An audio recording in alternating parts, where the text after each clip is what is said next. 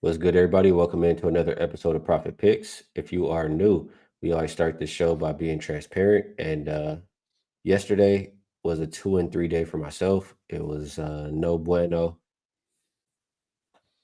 Man, Lakers was a bad call. But other than that, I mean, the Bulls, what business they have losing to the Pistons and that all them players you got to Google.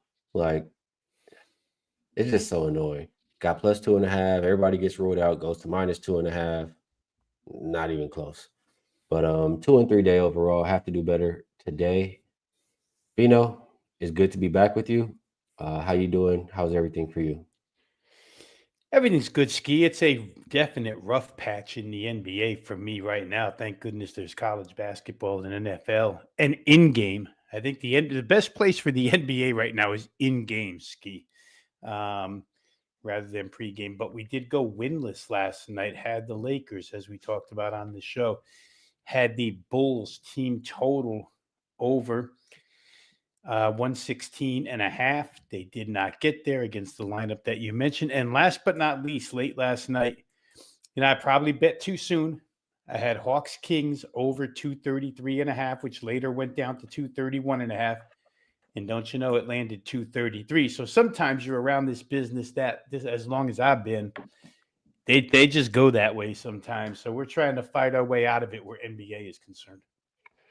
Yeah, that was the one game I actually had right. I was opposite. I had Kings team total under. And the Mhm. first quarter I was pacing, pissed off. But by halftime and third quarter, it looked a little bit better for me. So let's see. We have 3 games today, Vino, and then association. See if we can find some money there. We have a Thursday night football game. We will start with Raptors and Cavaliers. Opened up -5.5. Looks like -7.5. Total open 235.5. Looks like 238.5. As far as who's available right now or who's out, Lonzo, Garland, Struce, and Tyson out for the Cavs as of now.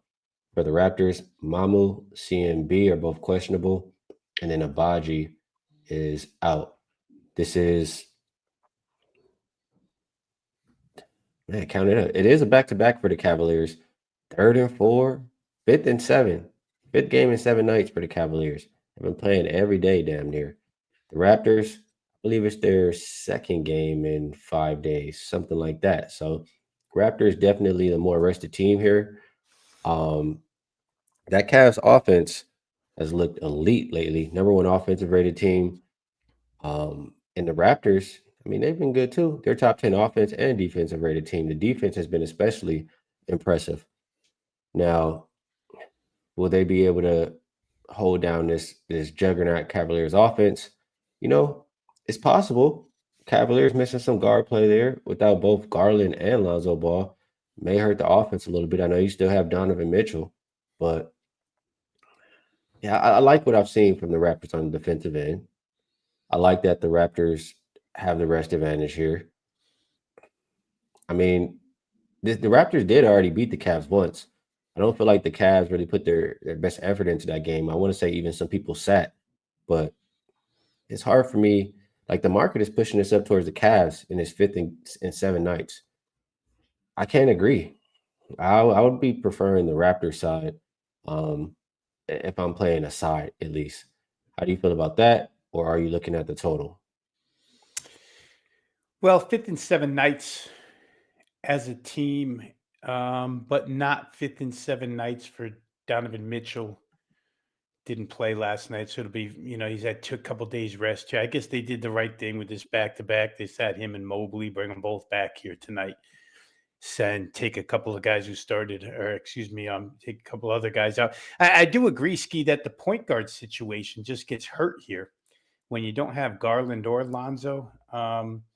Again, Donovan Mitchell is a ball dominant guard anyway, so I guess you can consider him to be your point guard here.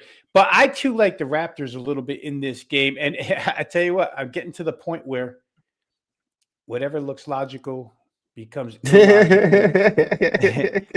But I'll say this, the people who bet NBA boy, they love their stars in or out of the lineup because it's the only reason really why this game went from 235 and a half all the way to 238. And it was 239 and a half early, and it's come back since. I think some cooler heads prevailed with the big jump on the announcement or on the knowing that Mitchell was going to play here.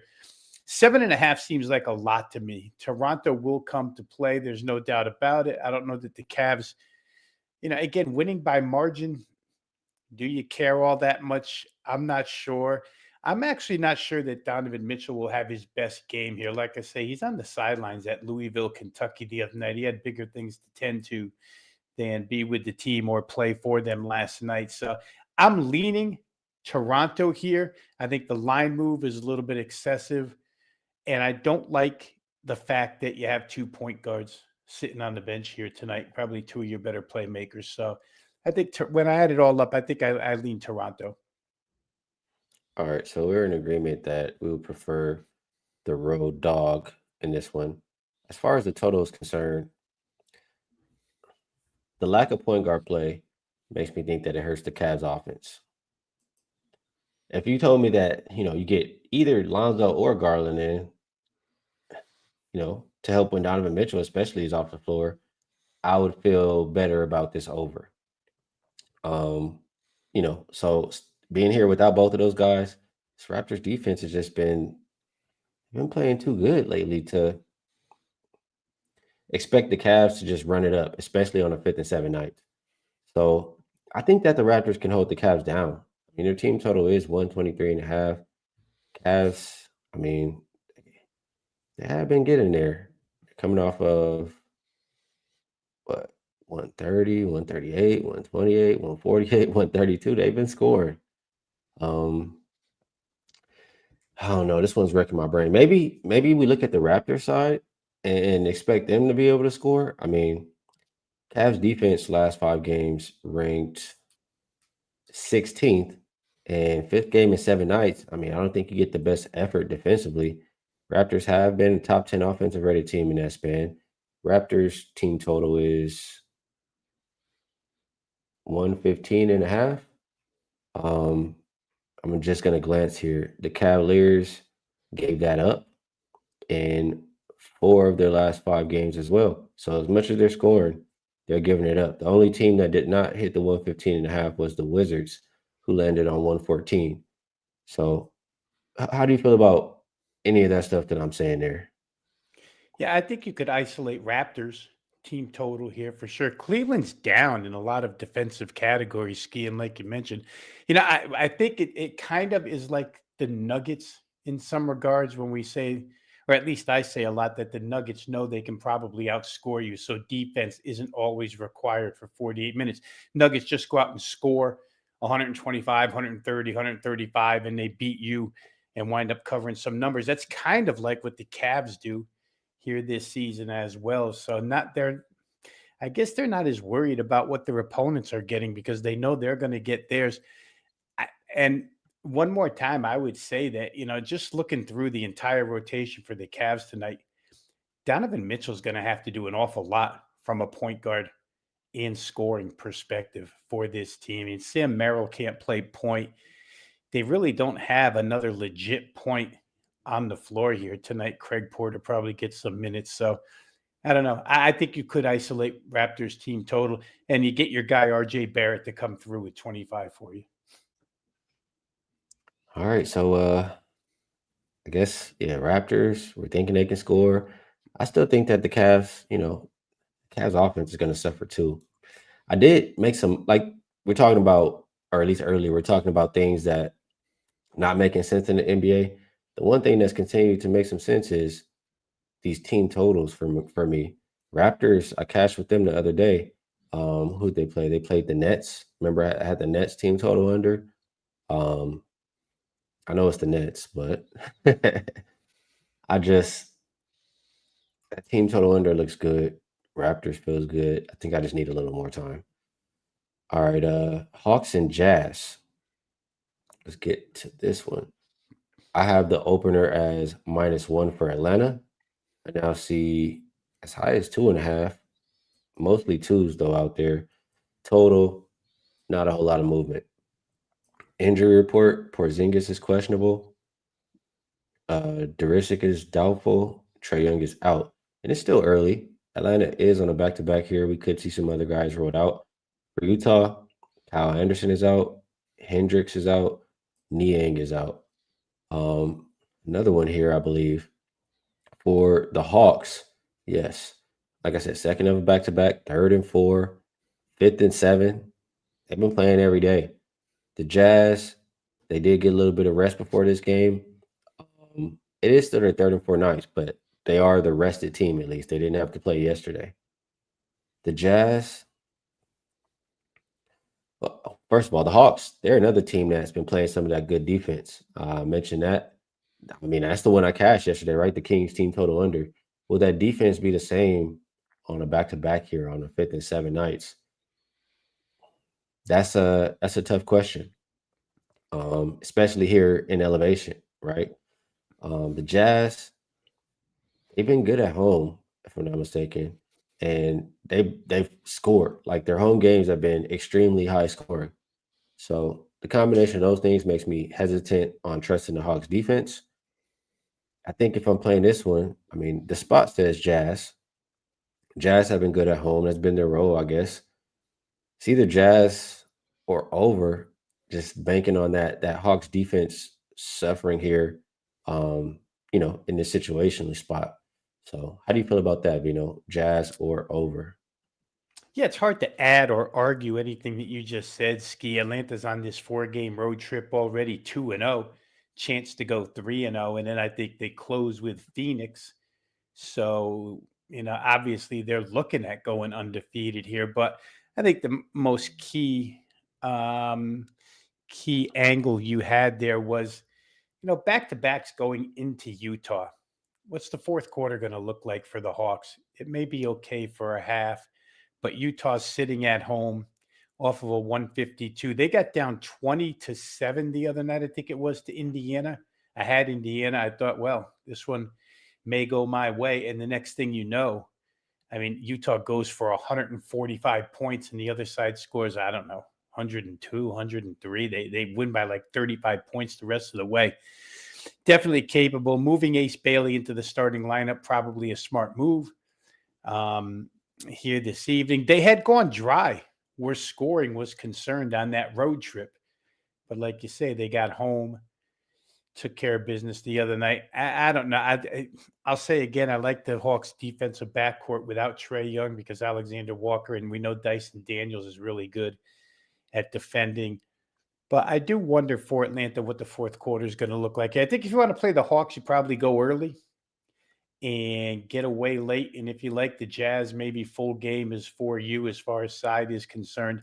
Can't make a real call on the total here because if Atlanta does fade a little bit fourth quarter, then I don't know that it makes 233. And the Hawks scored, the Hawks shot like 55% last night in that game against Sacramento, who really doesn't care about defense. Utah's not good at defense, but I think they care a little more than Sacramento. And, watching Doug Christie after that game last night, Sacramento is just an absolute mess. Utah at least has guys out there trying to play each and every night. So for me, probably be Atlanta early if you're going to play, and I would lay off the total. I'm looking at the home road splits for both of these teams. The Jazz are 5-0 ATS at home so far this season. The the Hawks are 1-6. So they've only gone over their team total once on the road so far this season. I think that's Had to pretty be interesting last there. night, right? Yeah, yeah, yeah. That's the only time versus a Kings team that was on a back to back and tired and already doesn't play good defense. Now the Jazz, I mean, they've gone over says 4 of their 5 home games as well. Man, at home the Jazz are averaging 133.2 points per game. That is crazy. Also allowing 125.2. You put them together, that means their home games are what is that, 258? Jesus. Um,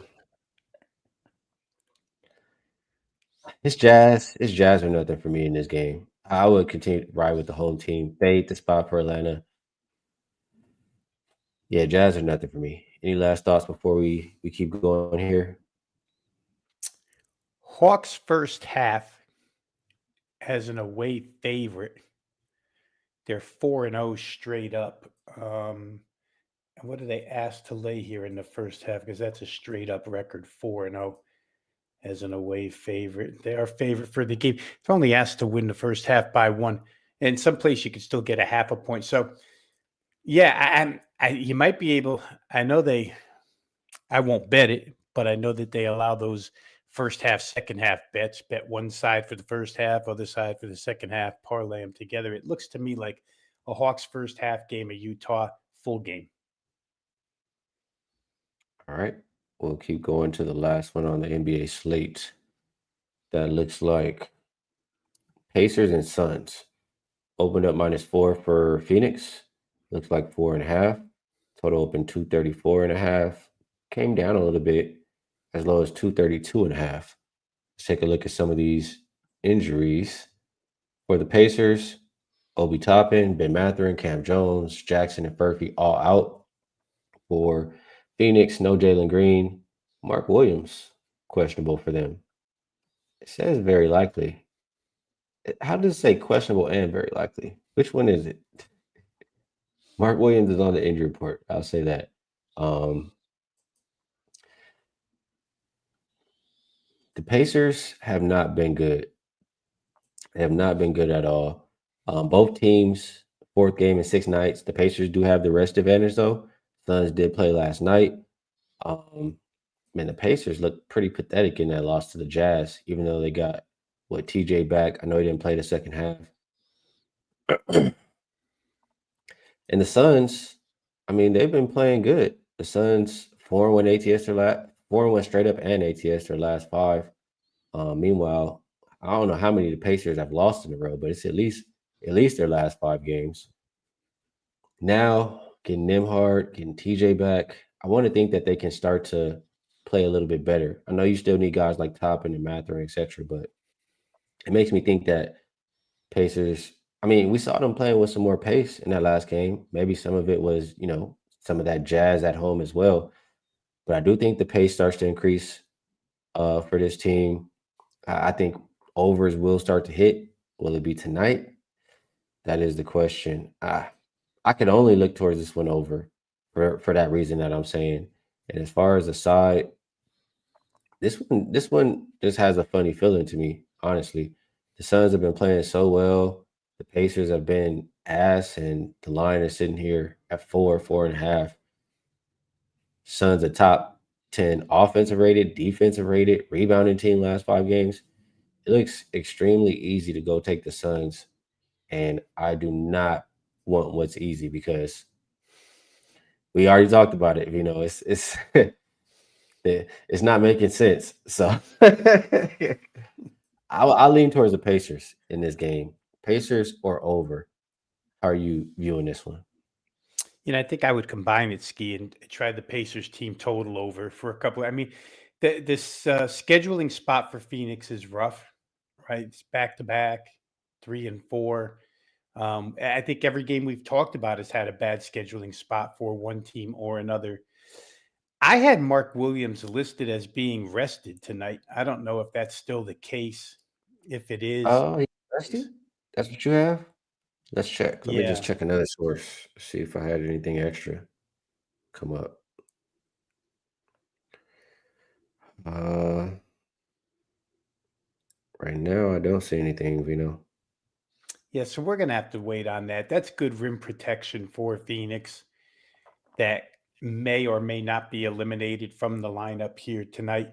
Grayson Allen's been going crazy for Phoenix last couple of games. I know he had 42 a couple of nights ago. I think he came back with another 20 something. He's like in the mid 60s his last couple of games. So that's helped Phoenix. But in reference to I think I forget which team it was now that we covered where you said maybe the defense in this spot. I guess it was Cleveland. Maybe the defense in this spot suffers a little bit I think it might suffer a little bit for Phoenix. And I want so badly to jump in with Indiana that I jumped in right away with McConnell Oh, and I Nembhard have both somebody back. saying he's out. I'm sorry to interrupt, but I have somebody Oh, saying he's okay. out here. It's helpful if But he is. it's just But I mean, NBA and Phoenix Suns news and analytics. This person is listed as our guy Jay Money follows him too. okay. He says that he's out tonight due to right knee injury management. So take that for what it's worth. I haven't seen it on the official whatever, but Maybe a little load management, injury management for Mark. But it wouldn't surprise us, right, if he is. Um, but I think what I'm trying to get to here is that with those two, and we know how TJ plays, it's his second game back now. Maybe I jumped the gun too quick. But when McConnell's on the floor, the energy level goes up. Um, we know Nemhard's more than capable. It's his fourth game back now. I think over 114 for the Pacers and not an unreasonable play here. Um, the way their record sits, Ski, they have to try and get themselves a couple of wins. And they're still obviously shorthanded. But I think with those two guys back, at least points, and you had mentioned already that you saw a little pace come back against Utah the other night. It wasn't good on the defensive end, but if we bet their team total over, we don't care about the defensive end. right. Yeah, if Mark Williams is out, I can see the Pacers, with that with that pace back, having some point guard play, getting up and over. A lot of ways to think about this one, Vino. I think I'm gonna continue to cap these games and probably get to the window a little bit later, but we broke them down for you. And let's talk a little bit of Thursday night football. Open 10.5 for New England. Now see 13 pretty much as the consensus number. Total open 44.5. Um, looks like 43 right now. One couple shops holding 43.5, but we'll call 43 the consensus. Um, I mean, this one looks pretty easy to me, Rob. The Jets have just been asked. I mean, maybe I'm simplifying it too much, but it's extremely hard. If you tell me Justin Fields is still the quarterback and he don't even want to throw the ball, it's hard for me to think that they're going to do anything in this game. It's hard for me to think that it's going to go over because I would expect that the Jets have to contribute too, to get to 43. Um, Patriots pass defense is not good. Will he throw? um, Patriots red zone defense even is not great. But can we trust Fields down there? If you told me who's the backup is Tyrod, right? If you Mhm. told me Tyrod was out there instead of Fields, I would be betting over in this game immediately. Like, I trust the Patriots to score on this Jets defense. How much can the Jets score and keep up is my problem. So maybe if I think like that, I just isolate and go Patriots team total. It does look like Patriots team total, best number you can get right now. Best number you can get right now is 27.5 if you like the over. Um, talk to me, Vino. How are you viewing Jets and Patriots? Well, I'll say this: the Jets do want to run. Brees Hall is like their only offensive weapon, and there's not many in the league. I don't know where they rank, but it's top five. There's not many better at stopping the run than New England. So if they immediately shut down the run, like you say, you're stuck with a quarterback who threw for 54 yards last week. Where are you going against this team? I know it's a short work week, but it's a New England home game. I've already played this one, Ski. I played New England first half. They're -7. I just felt like 13-3, anything above set. It just seems, again, I don't want to make anything in sports betting sound easy, but to me, when you start putting pieces together here, Drake May's been really good. The Jets don't have Sauce Gardner anymore. Their defensive secondary lacks at this point in time. New England let loose Travion Henderson last week. He had 2 touchdown runs of over 60 yards or something. They just have so many weapons at this point in time. And defensively, they're able to shut down and I mean really shut down what the Jets want to do. So, home game, prime time. New England's kind of been out of the spotlight of these national TV games for a while. I trust Vrabel here to do the right things.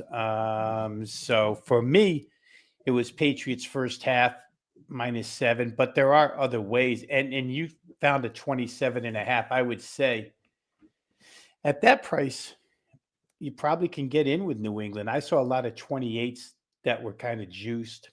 And I thought, well, what if they just let up second half and maybe 4 days short work week, maybe don't score as much, but I could see playing over 27.5. Like I say, first half -7, I thought was the best way to go here. So Vino thinking get in and get out on this one. um, yeah, 27.5 does seem pretty appealing. Just trying to glance at one more thing here. See how many the Patriots are scoring this season, at least 26.5 points per game. Jets are allowing about 26.7. You know, the question is, do I trust the Patriots to score more? Do I trust the Jets to struggle to score? I mean, you mentioned the Patriots rush defense, right? So Mm. if the Jets aren't passing the ball and just running, we don't expect them to have too much success. Um, Well, and this is I'll tough. add to your point real quick. I'll add to your point real quick. If the Jets get behind, they have to pass, right? What if they get behind like 14-0, 10-0, 14-0? Running the ball's not going to get you anywhere. So they just dig themselves a bigger hole by having to throw. And I think to add to it, Skee, now that I'm remembering from my notes this morning, I think Garrett Wilson is hurt again for the Jets. Takes away their top receiving option on that team, makes the passing game even worse without Garrett Wilson. So yeah, I didn't mean to butt in like that, but you struck a chord with me when you said that, so I wanted to get it in there. Maybe I mean, if you put them together, Patriots team total over and Jets team total under, we just take the Patriots tonight. Um, and I can't argue it too much. Just glancing here, yeah, it's hard to argue the Patriots. I'm also looking at pretty much home Thursday night double digit home favorites. They are 17-6-1 ATS. Average line is -13. They're 16-8 to the under. But the average for that home team is 29 points per game. The average for the road team is 11. So it's saying pretty much how we're thinking here is how the game's gonna go. It's just which way do I want to go? Maybe I'm overthinking it. Maybe it's just Patriots on the spread here. I don't like the thought of getting the ass end of the line though. You did have a 10.5. Now it's 13. I mean, I don't know how key 11 and 12 are, but I do think 13 is tough. Anything before we move it on over, Rob Veno. And by the way, Brian, the weather is just 30 degrees, just a little cold. No wind, no snow, no nothing. Yeah, and it's nothing that these two teams coming from the Northeast don't play in anyway, so they'll be well equipped from that angle. As far as the keys on 11 and 12, I mean, 11 certainly has way more options: 24-13, 21-10, 27-16, a bunch of stuff. 12 is just pretty much a dead number until teams start going for 2-point conversions. Then all of a sudden, There you you go. can throw your key numbers in the garbage, right? But yeah, I don't have anything to add, Skee. I think we're both on the same wavelength here. It depends. In my case, I was just a little bit afraid that it might be 27-7 late and the Jets stick a meaningless touchdown and I don't cover, I only push. I'd almost rather get to the Patriots early rather than count on them to go all out for 4 quarters. But I can't argue anybody off of that either because this could be a total destruction. It could be like 31 nothing. So Well, you know what? You actually probably are onto something with that first half. Patriots are 8-2 ATS in the first half. Jets are 2-6-1. First half open -6. Now you got to get. I mean, you can get a 7. I mean, it's the same, I guess. But if it's 6, you push. I mean, maybe it is a reason. I mean, the Jets. I'm looking at them. They're 2-6-1 ATS in the first half. They're 5-4 ATS on the full game. So either other teams, I mean, they probably get ahead and then just don't care anymore. I think that's how I make sense of that. And the Jets as a road dog in the first half, 0-3 in division. It's a division game, right? It is. Yeah, in division, they're 0-2 in the first half. Patriots 2-0. Yeah, I mean, that first half is making some sense, Rob Veno. Get in and get out with those Patriots is looking appealing. All right. All right. Let's move it on over. Um, I don't want to get too deep into everything for week 11 because I don't even feel that strong about all this stuff, But, there's a couple things that we can talk about every single week. Sure. First, NFL week 11. We'll do how we usually do. We gotta talk about your team. Gotta talk about my team. So I guess we could talk about my team first. It opened up Chargers -1 and looks like 3. Total 43.5. Opener looks like 44. The Chargers offensive line is not great. It's no secret, right? But it seems like almost they figured out a way to deal with it. Like they're still able to have some success. The run game still looks good. Um, no, they're missing all these offensive line guys, missing the Omarion Hampton. Run game still looks good. So I think they figured some stuff out. They maybe plug in and plug some stuff in, or however you want to call it. The run game looks good for them. I would ask how good Jacksonville's defensive line is, like I usually do. And just off my thought, I don't think that their team, I'm scared of putting too much pressure. So it makes me think that this is a winnable game for the Chargers. Um, I don't trust Jacksonville's defense. I think that Chargers defense is a hell of a lot better. I don't know. It does seem really easy to take the Chargers. I don't like that, but I don't know. I guess it's one way ticket for me here. Am I cutting up, with my team, or can you talk me off of the Chargers? Well, I'd like to know, and I'll probably wait on this because I would like to know that Lad McConkey and Quentin Johnston are both going to be okay. They both have question marks next to their name. Um, Practice today, I don't know, but I know that I saw this morning that McConkey didn't practice yesterday and Johnston was limited. Hey, it could be precautionary. McConkey had a little bit of an ankle problem during the game last week when the Chargers, like you say, found a way against the Steelers to get it done. Even with, remember last week when we talked about that game and the missing tackles and brought up TJ Watt, but it really wasn't that big of a I mean, Vidal ran like crazy against that team last week. So leave it to Jim Harbaugh to find a way to get the running game going. And you can probably do the same here. I don't have a lot of good things to say about Jacksonville right now, to tell you the truth. Um, but it's at that time of year where you got to fight for playoff spots, and 5-4, Jacksonville's got to find. You can't just be blowing home games. It's a little bit of a consideration too. Like I say, I would like Chargers more if I knew Lad McConkey and Quentin Johnston were both going to be in the game, and we might not find that out until Friday, Saturday, maybe. All right. And I mean, just quickly to your team, open +2.5, now +4 at home for the Denver Broncos. I mean, I'll be the first one to tell you that I'm not a Bo Nix guy. I don't. I think he's overrated, and I think it's shown by how he performs versus the bad teams versus the good teams. Kansas City is a good team. Kansas City's offense also has been looking unstoppable for the most part. Broncos defense without Surtain gonna take a step back. I see Mahomes slicing them up. It's Kansas City or nothing. It's actually, I mean, I'm gonna be on Kansas City. I like Kansas City. Can you talk me off? Is there any reason to take Denver in this one, Rob? I just want permission to use your phrase "belt to ass" because I'm pretty sure that's what's going to happen here. The Broncos are very fraudulently living at 8-2 on top of that division. This is divisional. This means everything. KC's 5-4. If the playoffs started today, they'd be the 7th seed. They got some ground to make up. And it starts Yep. by going into this place and showing Denver, who the best team in that division is. And it's not the Broncos.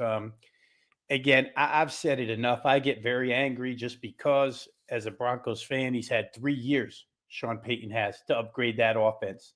And it's the third year, and they're no better than they were the day he took over the job. Same guys, same nonsense, same lousy offense against good defensive teams. Spagnuolo, for what it's worth, will probably show Bo Nix, and they played him twice last year, so it might not be anything that he hasn't seen, but he'll cause him difficulties. And KC, with all that weaponry, is just different. I can't see Denver keeping pace at all, Skee.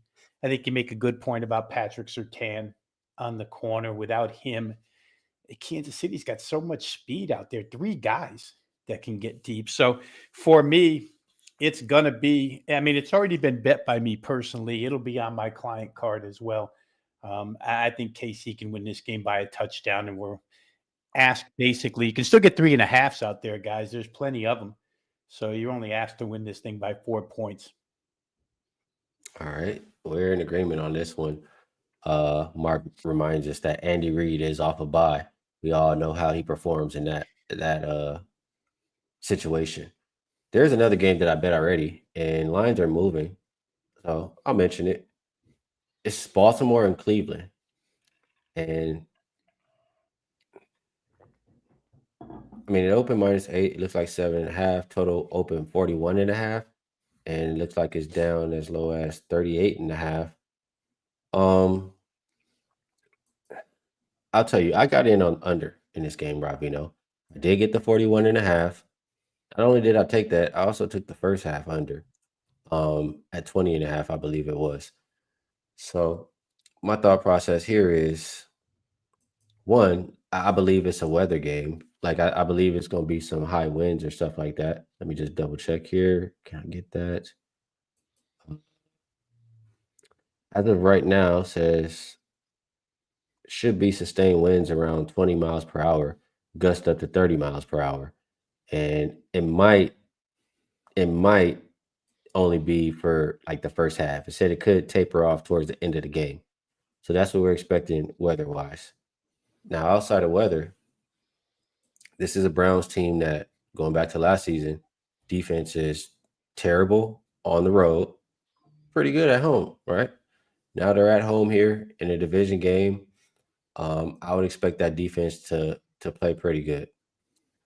As far as the Ravens, to start the year, their defense was ass, completely ass. Then, close to when they got to their bye week, maybe it was after their bye week, somewhere around there. I forget when it was. They started to play better. They started to get healthier. They got guys back, and that's going to help out a hell of a lot. So I think the first half of the season, the Ravens defense was terrible. I think right now they have I haven't looked at numbers. I don't have the numbers. I've looked at numbers, but I don't have it in front of me. They're either top 5 or top 10 defense if you're looking at recent performance. That's what I care about. This is a healthy Baltimore defense right now. So you're giving me 2 defenses that I can trust in a win game. That is why I ran to the window and bet the opener on both the first half and full game. What do you think about that, Vino?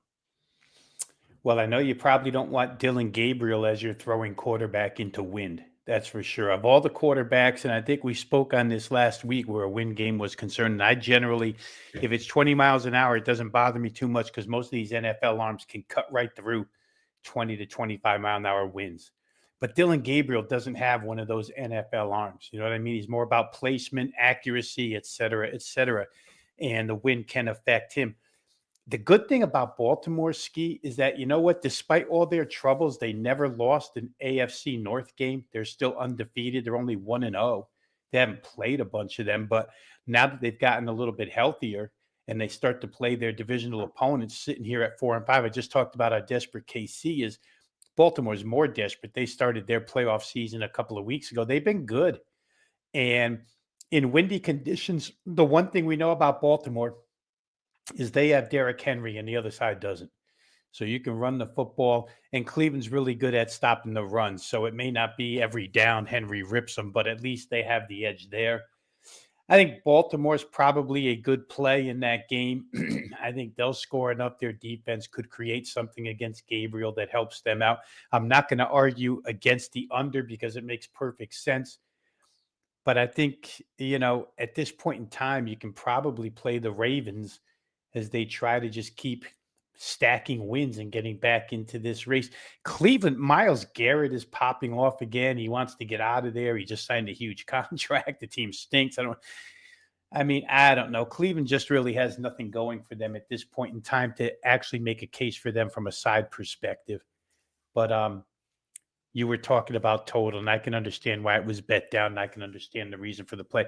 Trying to think in my head mathematically, you come out of there with something like 23-10, which sounds reasonable. It's a Baltimore win and cover, and it's an under as well. Yeah, that one I liked quite a bit. I can't lie. I'm looking here really quick, that AFC North. I'm just trying to see the Steelers are on top, right? Yeah, Steelers five. Oh, there's some teams catching up over there. So Steelers and Bengals is the big game. Bengals are 3-6. Playoff hope kind of dwindling away. Is it already gone? Uh, maybe. I feel like Joe Flacco also was on the injury report. If I'm like I have him on my fantasy team, so I know something was up with him where it's question mark if he's gonna play. He probably will play because the importance of the game too. But I can't help but think since he's just about done, um, since he's just about done, Pittsburgh, they can still, they hold their own destiny, right? They're on top of the division. They are gonna have to face the Ravens. They can make a wild card. This is a really, really important game. Yes, maybe for both teams, but I feel more so for the Steelers. Um, and I think the Steelers are better. I think it's interesting that the Steelers just got blown out by, I mean, am I thinking correctly? They got blown out, right? Or Yeah, by the they Chargers, played the right? Chargers. Yeah, they played the Chargers. Yeah. Oh, that was sweet. I had the Chargers in that one. So, yeah, they struggled. They looked bad. They looked terrible. Now they're 5.5 here. I don't know. That's just kind of screaming at me. We know how bad Cincinnati's defense is. You and me can go and round up some guys and go score on them. Steelers team total over or Steelers um look like the ways to play this game for me, at least as of right now. What are you thinking? Well, I meant to mention this when we just talked about Baltimore and their quest to get to the division lead here, a game behind the Steelers. They're going to be fairly happy here because Joe Burrow's back at practice. And if Joe Burrow Okay. plays here, then they could. They're 2-0 inside. Believe it or not, Skee, they're 2-0 in the AFC North. I mean, both of these teams, Cincy and Baltimore, that have had a ton of trouble, still at least where divisional tiebreakers are concerned, are in really good shape. And Pittsburgh didn't run away with the division. Can you trust Cincinnati's defense against anybody? Absolutely not. Can you trust if Joe Burrow is able to go? Can you trust him against the Pittsburgh defense? Probably, which would lead you to an over. The weather conditions, real quick here. I'm going to get the update in Pittsburgh just to make sure it's not as bad, and it's not anywhere near as bad as it's going to be in Cleveland. So you got decent weather in Pittsburgh. These two teams, I could see 50 points being scored in this game. I think the total is 48.5, 49. But I have to make sure Burrow's okay after he practices this week, but he's there. He's out there in pads and throwing it around. And I think Cincinnati, to your point, when you said, are they done? They're desperate, et cetera, et cetera. They probably feel the same way. And if there's any way, shape, or form they can get him on the field, I don't think they have him back at practice for no reason. Let's put it that way. I think Yeah. they see the schedule coming up. I think they see, hey, listen, we're only 2 games behind these guys.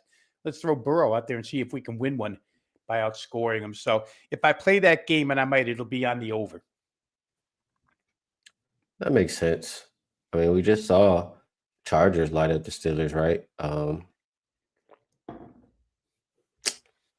Yeah, over does make some sense. I would just worry. Joe Burrow hasn't played in so long. Is he gonna come back out and just look like amazing right away? That would give me some hesitation. So Steelers are over. I guess kind of how we're feeling about that one right now. I didn't really look at this game before right now, honestly, but Tampa Bay and Buffalo. Tampa Bay, just what I think off the top of my head, they have been very unimpressive. Like, I know you're minus Mike Evans, but I haven't liked anything that I've been seeing from Tampa Bay lately. Again, off the top of my head, not looking at anything in front of me. Buffalo, I feel like this is a team that really needs a win. Let me actually pull this up here. Let me get to NFL, and let's. My bad, you guys. So the Bills, they are both teams are coming off losses, but let me just see the Bills here. Was it back-to-back losses for the Bills? No, they beat the Chiefs. They beat the Panthers. So they're 2-2 their last 4 games there. And I mean, I think the Bills are the better team. I trust Josh Allen more than I trust Baker and whatever he has over there with him.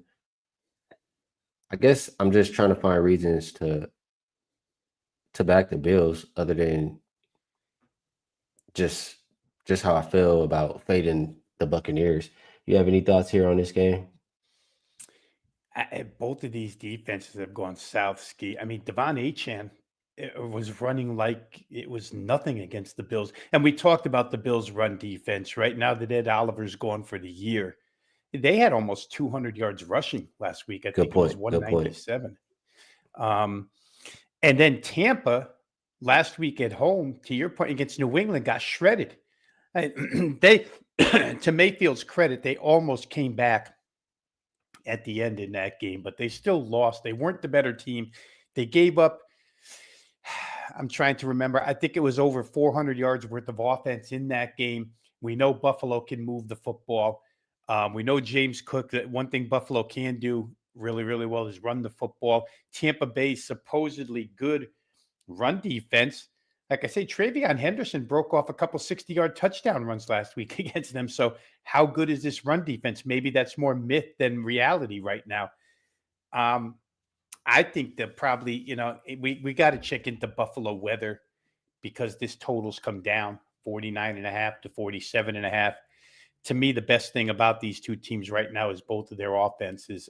It's a non-conference game, so there's no real tie-breaking implications here. I think you'll see a wide open contest, and I'm just trying to look here really fast for the Buffalo weather so we can get it for the chat here so we know what we're talking about. Sunday looks like 15 to 20 mile per hour sustained, gusting over 30 miles per hour. So that's not good if you are like the people in the chat who are thinking over. and And I it think says what it would go ahead. maybe rain and snow as well. It's the temperatures are cold too, 29, 27. That's not good for Tampa Bay to come from Florida into that kind of weather. And it is good for Buffalo because if it means you have to run the football, their offensive line and James Cook and Josh Allen are the better running game by far. So this could lead to more of a play on Buffalo, which I think is where you started this whole thing. They're laying 5.5. Yeah, 5.5, the best number you can get here. So we'll look further into it, but the way we're talking about it right now would lead towards the Buffalo Bills, but even though their defense, just man, that run defense is scary bad right now. It is. Buccaneers, Bucky Irvin's been hurt for so long. I think he Hmm. might be back though, but again, who knows if he is back or how he'll look in his first game back. I can't help but point this out too, Rob Veno. Um, I mean, if that run game is not working for the Buccaneers, they they played the Patriots last week, right? Yep. They had so many chances to go down and score. Like, how many chances did they go down and just turn over on downs? You know what I'm saying? Like, that's against a poor Patriots pass defense. Bills pass defense is better than that. I see Tampa Bay maybe struggling a little bit more than people think here. Um, I'm starting to feel like even more so than Bills, maybe even just the under in or Tampa Bay team total under or the under in the game. Maybe Tampa Bay team total under. If you can't score on that Patriots pass defense, how you gonna score here against Buffalo? Don't know if you have Bucky back. If he does, it's his first game. How's he gonna look? I know Bills rush defense is not great, but even if they're running the ball, it's gonna tick, tick, tick, tick, tick, tick, tick. Tampa Bay team total under, along with the wins, right, in this game. I don't know. That's calling my name, Rob Veno. Let me see Answer here. the Yeah, I call, might have to. Skee. Answer the I might have call. to. Yeah, I'm opening my wallet. I'm looking here. I mean, we're gonna be off of here soon. Let me just. It did open Opportunity 49 and a knocking. half and came down to, 47. Hey man, I might have found something there with that. Let me go ahead and write this down before I forget. Tampa Bay.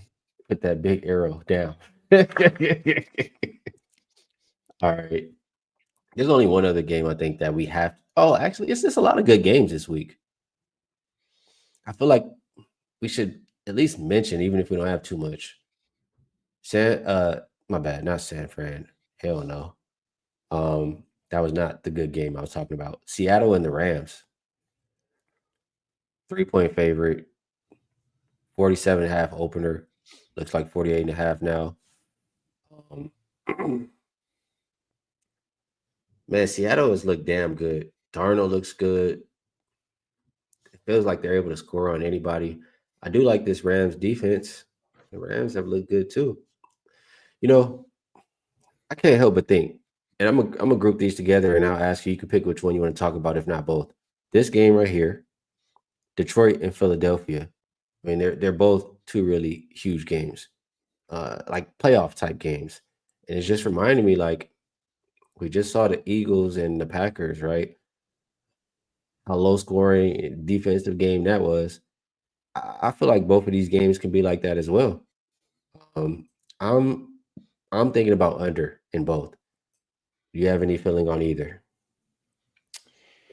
Well, I think where Eagles Lions is concerned, Ski, the problem for the Eagles is going to be these offensive linemen just keep getting hurt. I mean, we equate Philadelphia with that offensive line and Saquon, and things aren't the same because that offensive line we saw they got banged up again the other night in that 10-7 win against Green Bay. You saw Eagles linemen going off the field. Landon Dickerson, Cam Jurgens didn't even play. Backups. Tyler Steen's not even a starter. He's hurt. So they're going way into the depth chart. Lane Johnson's hurt. Everybody's got a question mark next to their name. They're not the same without that offensive line, nor is Detroit, right? When Right. Detroit I is was just good, thinking their that. defensive line is good. Or And offensive last year, line, right? when they got stung by injuries last year and the protection wasn't there for Jared Goff, then it makes them a different team. They've got injuries as well. I'm looking at the questionables this week. Decker, Glasgow, Penei Sewell. So that's both your tackles and your center. That's not good. It's hard to make judgment from a side perspective on that game until we know who's going to be across those offensive lines. But to your point about under, it seems Yeah. like the defensive lines could be the two best units on the field because Aiden Hutchinson and those guys will get after it. And on the other side, they just got Jalen Phillips, the Eagles did from Miami, and that pass rush looked great against Jordan Love the other night. So it could be just a defensive battle in that game. Total, probably pretty high, right? I'm not staring at it right now. It looks like 46 and a 46 and a half, half. 47. Seems a little high if we don't have these offensive linemen. Ski, that's six of the best in the business that might not play or will play banged Exactly. up. Yeah, I mean, that's making a lot of sense to me. Um, I didn't check if this was a weather game or anything. I mean, Philly, you never know. You could have some weather. Let me just glance. I don't see them on the list here, so not really any weather stuff, but lack of offensive line should hinder both offenses. That definitely, we like to go to logic school around here. 1+1, that equals 2 for me right there. So I'll put that on my short list as well. The NBA never heard of logic school. That's why we're having a little Oh no, they trouble don't with believe in it. that shit. They don't believe in that shit right now. This But this we can new age apply it. NBA, let's throw that shit right out the window. But yeah, I think we're Yeah, good. the other We game, real did it. quick, I'll just say two quick words. That's the Seattle defense is probably the most underrated unit in the league right now. That defense has been Mike McDonald, right? He was the defensive coordinator for the Ravens. Took him a little bit to get a Ravens type defense. But his quote before the season started, Skee, is we're going to make it so that nobody can run on us. And really, Mm. people haven't run on them. But the Rams through the air, Matthew Stafford's having such a great year right now. And when you have Nakua and Devontae Adams running around out there, that's tough. And to your point, I mean, they added Rashid Shaheed to that receiving crew last week in the trade deadline with JSN, who I think JSN became the fastest since Calvin Johnson to 1,000 yards in a season. And they run the ball too. So it looks like these offenses can do whatever they want, despite the fact that the defenses are so good. That's a tough handicap, but Seattle is 4-0 on the road. So if you can take an undefeated road team and grab some points inside the division, that might be a good way to go here. All right, there we go. We'll wrap it up on that note. We talked about almost all the games, a good amount of games that we'll see on Sunday. Talked about Thursday night football. We talked about NBA, it's 3 games for today. Now, we'll do a little bit of this promo stuff. I'll put the same stuff up. Weekend Warrior, if you want to be involved with every football play made Saturday, Sunday, and Monday, you can get them from either of us for only $49. And yeah, Vino's been killing it in NFL. I know that for sure. And I'm gonna be, I didn't talk about props, but I will have props. My props are 10-3 so far this season. I will have that going this weekend. We have, my bad. We have the basketball version, full court, all access, college basketball and NBA. If you want to rock for a few days, you can get it for only $39. If you want to go a little bit longer, get 10 days of picks for less than $10 per day. If you want to go longer than that, year pass, you can take $500 off. Comes out to $125 a month. And if you go get Rob Veno, you'll receive a 25% bonus coupon. You can come and check Skee out as well. So a lot of different ways to get involved if you would like to. Now, Veno, on that note, we will move to best bets. And it's tough pickings today. So if you don't have one, it's all good. But if you do, we would love to hear it. Yeah, if the chat doesn't mind, I know we generally go to the NBA here, but I'm going to avoid the NBA for best bet here and just go to the football game that we talked about. I think New England first half is a solid play. Bet it myself.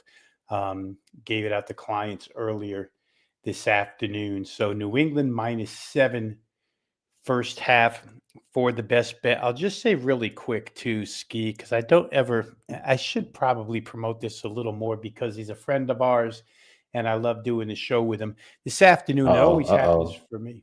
I don't have a whole lot of friends. I'm just kidding. You like this guy though. 4:10, 4:15 Eastern time. Every single week, I do college football, every game on the board with Drew Martin. It's Oh, yeah, that's my live on guy. Twitter. Yeah, Drew's our guy, right? We like Drew. And it's live on Twitter, and it's put into podcast form, so you can catch it afterwards. But I have about a 17, 18 game, span every single week, bottom of the card. So if you're interested in college football, tune into Drew and myself this afternoon about 4:10 Eastern time. We'll give you some insights into college football as well. All right, great stuff. Yeah, I'm not gonna lie to you guys. You heard me today. I didn't feel confident enough to get to the window early. I have a lot of, I'm looking at honestly, I'm looking at all the dogs today in the NBA. Doesn't mean I'm gonna bet every single dog, no, but I'm trying to find as many reasons as I can to pick the one I am gonna back. So I'm looking at that, looking at different ways to back the Patriots. You guys heard the show. We feel different ways about games. We don't have a best bet today for the show. So tomorrow we will have a full loaded slate of NBA. It'll probably be a lot easier to pick these best bets. So maybe if we have a couple, we'll throw them out there tomorrow. Vino, appreciate you taking the time to come cap these games with me. I always enjoy our process. Everybody in the chat, we appreciate you guys tapping in as well. If you can, hit the like button. It helps us out. And we will be back again tomorrow. Best of luck on all your action tonight.